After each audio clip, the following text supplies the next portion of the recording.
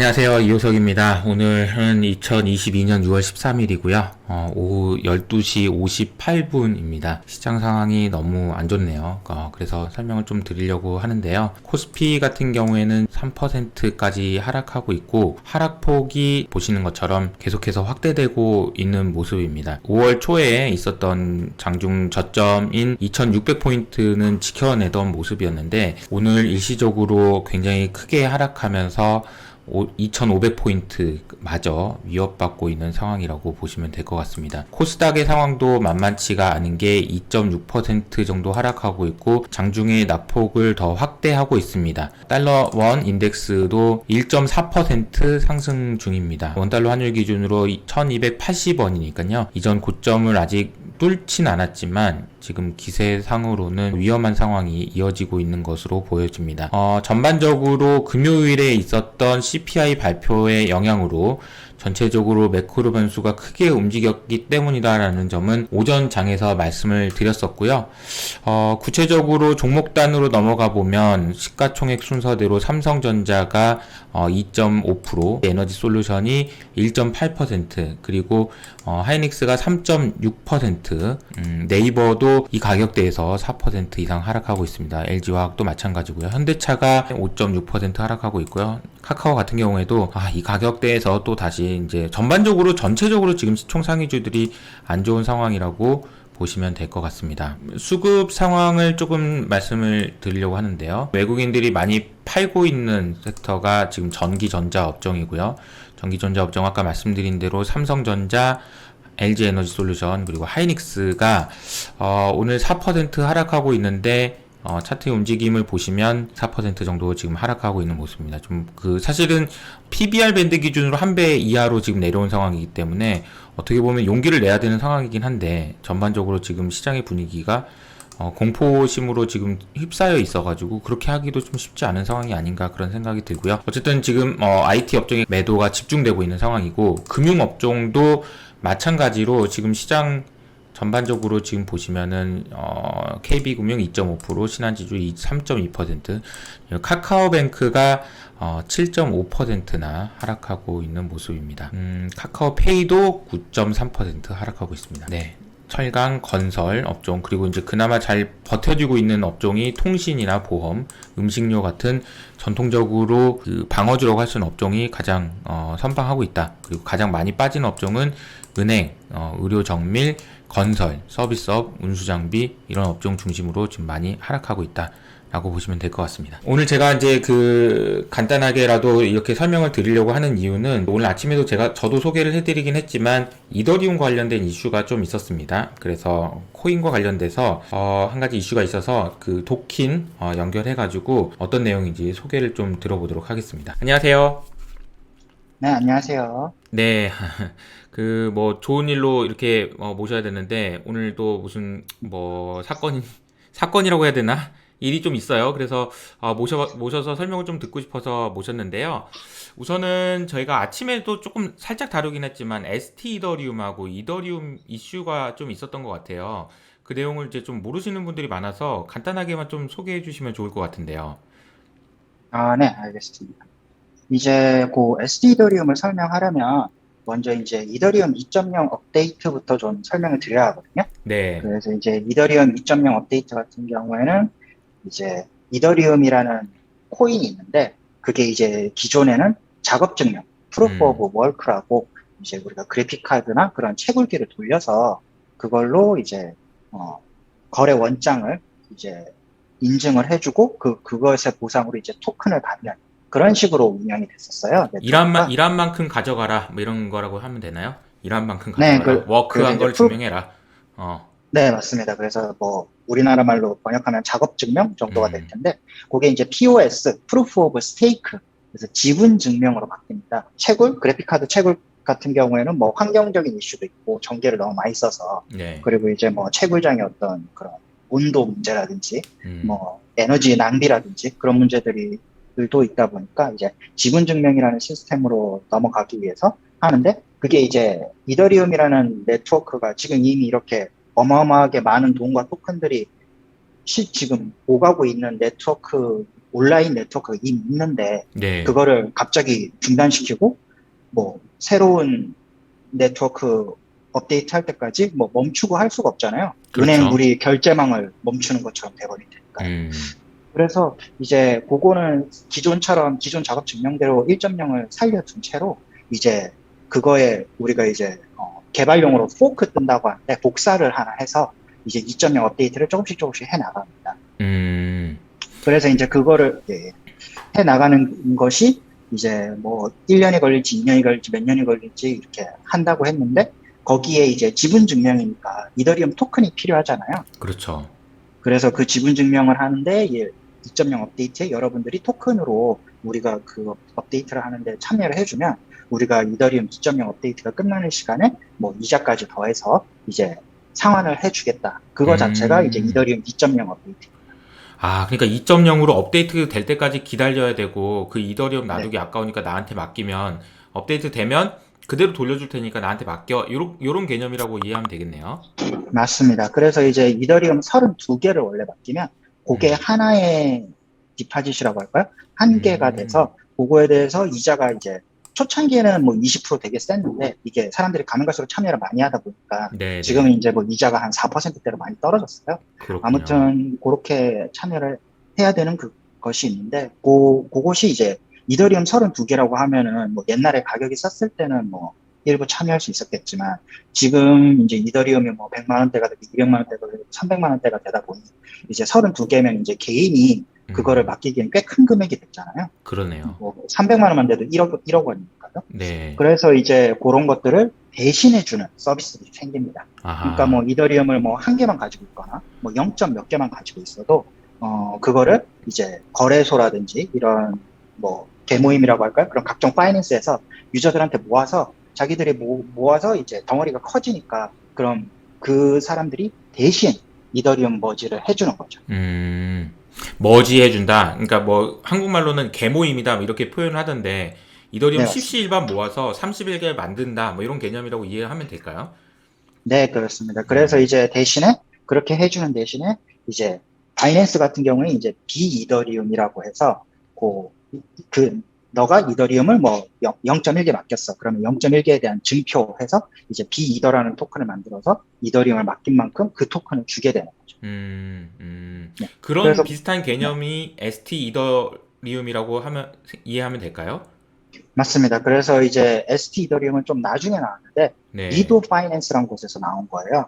그래서 리도, 이제 네. 네, 그래서 사용자들이 이더리움을 예치하면은 1대1의 교환 비율로 ST 이더리움이라는 증표 토큰을 1대1로 주는 거예요. 음, 네.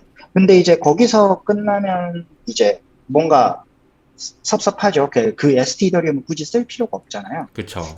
그러다 보니까 여기서 이제 다양한 파생 상품들이 나오게 됩니다. 디파이에서 이제 그런 것들이 항상 문제가 되는데요. 우리 음, 전통금융에서도 파생 상품들이 항상 문제가 되지 않습니까? 그렇죠.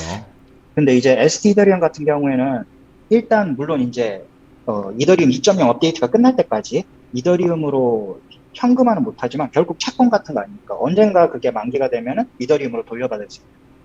그러다 보니까 그 ST 이더리움이라는 토큰을 담보로 대출을 받을 수 있어요. 다른 그런 아하, 디파이 프로토콜에 가면. 네. 그래서 그런 것들이 에이브라는 디파이 대출 프로토콜이 있고요. 아하. 그리고 이제 셀시우스, 지금 오늘의 주제인 셀시우스도 이런 대출 상품을 다뤘던 거죠. 아, 그러니까 어쨌든 이건 스테이블하고 나중에 2.0이 되면은 돌려줄 거니까 그거 담보로 맡겨서 그렇죠. 내가 대출해주고 아니면 파생되는 어떤 뭔가를 만들어서 해줄 테니까 나를 믿고 나한테 맡겨라고 했는데, 오늘 이제 우리 한국 시간 기준으로 11시였죠? 11시 기준, 11시쯤이었던 것 네, 같은데, 네, 맞습니다. 셀시우스에서 갑자기 출금을 금지하겠다라는 이야기를 지금 하고 있는 것 같아요.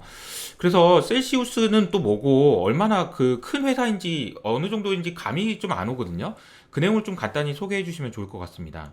셀시우스 같은 경우에는 일단 우리가 이제 이런 식으로 이제 중앙화돼서 음, 어떤 이런 대출 상품들을 다루고 또는 이제 다른 회사 기관에게 B2B로 이렇게 코인을 빌려주고 뭐 수합해주고 하는 것들 이제 우리가 시파이라고 하는데요. 네. 그런 시파이 업계에서도 셀시우스는 굉장히 글로벌하게 순위권 안에 드는 업체입니다. 아하, 그렇군요. 네. 그래서 뭐 제가 뭐 정확한 순위를 뭐 어떤 기준으로 해서 뭐 몇 등이다라고 말씀드리긴 좀 애매할 것 같습니다만은 음, 그래도 업계에서 뭐 다섯 손가락 음, 안에는 들지 않을까. 우리가 CPI라는 걸 얘기할 때 음. 그런 뭐 유저들이 많이 그 토큰을 예치를 하고 맡기고 또 그에 대한 이자를 받는 그런 기관. 정확하게는 어떤 거를 그 출금 금지를 한 거예요? 출금 금지 같은 경우에 지금 전체 다 지금 출금 금지되었습니다. 아, 셀시우스에서 지금 맡겨놓은 것을 전체 지금 일단 다 출금 금지인가요? 네, 지금 뭐 어떤 수압 기능이라든지, 뭐 언 기능이라든지, 뭐 그런 것들을 통해서 이제 유저들이 맡겨놓은 것들은 지금 이제 출금이 불가능하다고 지금 이게 그러면은 금지가. 이제 뭐 물론 그 위기를 뭐 지레짐작하고 너무 겁을 먹을 필요는 없겠지만 네. 생각보다는 조금 뭐 이거는 괜찮지 않았을까라고 생각하는데 이게 터진 거다 이렇게까지는 이해해도 괜찮을까요?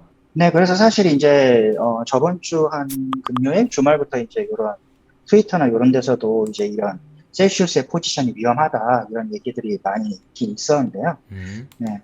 근데 이제 아무래도 굉장히 큰 규모다 보니까 괜찮지 않겠어 했는데 또 마침 이렇게 갑자기 동결 조치가 되니까 또 사람들이 많이 또 예, 공포심에 좀 음. 사로잡히는 계기가 된 것 같습니다. 음, 그래서 이 출금 금지 조치가 터진 이후로 셀시우스에서 비트코인을 뭐 다른 뭐 거래소로 옮기고 뭐 이런 일들도 지금 포착되고 있는 것 같고 여러 가지 지금 되게 복잡한 일들이 동시다발적으로 일어나고 있는 것 같아요. 그래서 이게 어떤 식으로 전개될지를 예상하기는 상당히 좀 어려울 것 같은데 혹시 이제 네. 마지막으로 정리하는 입장에서 최근에 있는 상황을 저희가 일반 투자자들 이 네. 보기에 어떤 식으로 이해해야 되는지 좀 조언을 주신다면은 한 말씀만 해주시죠.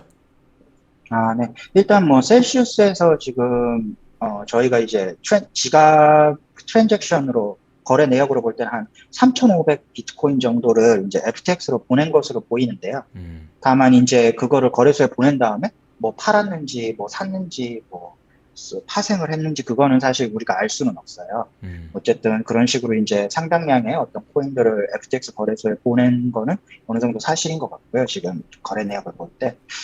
그렇지만 일단 뭐, 후 파장이라면 물론 이제 셀시우스에 돈을 맡겼다든지 아니면 셀시우스 자체 토큰이 있어요. CEL이라고. 뭐 네네. 그런 것들 것 같은 경우에는 이제 좀 데미지를 피할 수 없겠지만은 일단 동결된 것 자체만으로는 뭐 이제 예전에 그 루나 사태나 UST 사태처럼 뭐 유저들이 출금을 해서 뭐 이렇게 뱅크런을 해서 뭐 던진다든지 이런 사태는 일단 지금 불가능하긴 합니다. 아예 음, 동결이 된 거니까요. 뭐 동결이 돼 이제 있는 상황이라서, 네. 네, 그 뭐 이후에 뭐 미국 법에 의해서 뭐 소송을 하고 그러면 이제 뭐 이 시간이 길게 이렇게 좀 끌릴 수는 있겠지만은 뭐 지금 당장 이렇게 뭐 동결된 거를 뭐 유저들이 어떻게 할 수는 없으니까. 음, 뭐 그런 거에 있어서 일단 뭐 하락은 약간 제한적일 수 있을 것 같고요. 뭐 네네. 다른 어떤 걸로 이어지지 않는 이상이요. 다만 이제 뇌관 문제가 딱 하나 더 있는 게 있는데 네, 아까 이제 ST더랑 이더 뭐 잠깐 언급하셨지만은 네. 그게 이제 커브라는 디파이에 이제 아하, ST더와 이더리움 페어로 그게 교환할 수 있는 뭐 디파이 그 거래소 덱스라고 할까요? 예, 그 스테이블 거래소가 있습니다. 그래서 이제 그 커브라는 곳에서 이제 이더리움하고 ST 이더리움을 교환할 수가 있는데 음, 거기가 이제 디패깅이 그러니까 1대1 패그가 깨진 게 ST 이더가 한 4% 정도 싸게 거래되고 있었어요. 네네. 근데 이제 지금 요 사태가 이러고 나고 나서 지금 5%까지 SD 아하, 이더의 가격이 더 떨어지고 있는데 디패깅이 되고 있는데 네. 요게 이제 혹시 이제 어, 더 심한 불균형을 갖게 된다면 이제 SD 이더리움의 가격 같은 경우에는 상당히 폭락할 위험이 있죠. 음, 그래서 그 정도 ST 더. 리스크가 지금 있다. 그러니까 여러 가지 아마 들으시는 분들에 따라서 처음 들어보는 용어들이 많아서 이해를 못 하실 수 예, 있는데 어쨌든 뭐 ST, 이더, 셀시우스 아마 처음 들어보시는 분들도 많을 거예요. 근데 어쨌든 그 암호화폐 쪽에서 블록체인 씬에서 여러 가지 다양한 파생 상품이라든지 대출 상품이라든지 그런 것들이 있었는데 이게 출금 금지라는 어떤 특단의 조치가 내려졌다라는 사실 자체가 네. 조금 뭐 좋은 소식은 아닌 것 같아요. 그리고 이게 어떤 식으로 확산될 수 있을지는 좀 지켜봐야 되는 문제가 아닌가 그런 생각이 좀 듭니다. 그렇죠. 이제 전통금융에 비유하자면은 뭐 어떤 저축은행이 있었는데 거기가 이제 출금이 중단돼 버린 거나 그렇죠. 마찬가지. 그래서 이제 아까 잠깐 언급드렸습니다만 뭐 에이브 같은 데서 계속 대출을 해서 이렇게 레버리지를 돌렸으면은 막 2배, 3배 이렇게 ST더를 맡기고 이더리움을 맡기고 이더리움을 대출하고 이런 식으로 반복해서 위험하게 한 플레이어들도 있을 수 있거든요. 네네. 그런 친구들 같은 경우에는 이더리움 가격이 더 폭락을 하면은 이제 연쇄청산이나 그런 리스크는 좀 있어요. 오케이, 알겠습니다. 그러면 오늘 뭐 토킨 뭐 시간 내주셔서 감사드리고요. 조만간 아닙니다. 또 문제가 안 일어났으면 좋겠는데, 네, 혹시 뭐 그렇게. 상황이 되면 또 인사해 주시면 감사하겠습니다. 그럼 여기서 마무리하도록 할게요. 감사합니다. 네, 감사합니다. 네. 네, 도킨하고 이야기를 나눠봤습니다. 최근 이제 오늘 시장이 아마 좀 더 조정받는데 심리적인 영향을 준 것이 아닌가라고 추정되는 그런 사건이 셀시우스가 출금 중지를 했다라는 소식이 있었는데 그 내용이 처음 들어보시는 분들 입장에서는 잘 이해가 안 되실 수도 있을 것 같아서 급하게 빨리 긴급하게 영상을 좀 만들어 봤고요. 제가 이 영상을 만들면서 좀 걱정스러운 부분은 이런 겁니다. 이 내용들을 아는 것이 돈 버는데 중요하냐, 모르는 것이 중요하냐, 이것이 마치 굉장히 큰 뭐 금융위기가 터질 것처럼 위기를 조장하는 영상이 되기를 바라지도 않고, 그렇다고 해서 이걸 아예 모르는 것이 더 나은 것 같지도 않고, 그래서 저도 참 고민이 됐었는데 어쨌든 어떤 뉴스가 나왔을 때 그 뉴스가 어떤 의미를 갖는지에 대해서 이해하는 것은 중요하다. 판단은 여러분의 몫으로 남겨놔야 될 것 같고요. 앞으로도 시장 환경이 굉장히 어려운 환경이기 때문에 저희가 어떤 의견을 드리는 것도 중요하지만 사실에 기반해서 팩트를 전달해 드리는 것도 중요한 것 같아서 빨리빨리 말씀을 좀 드려보는 걸로 하겠습니다. 그럼 오늘 여기까지 하도록 하겠습니다. 감사합니다.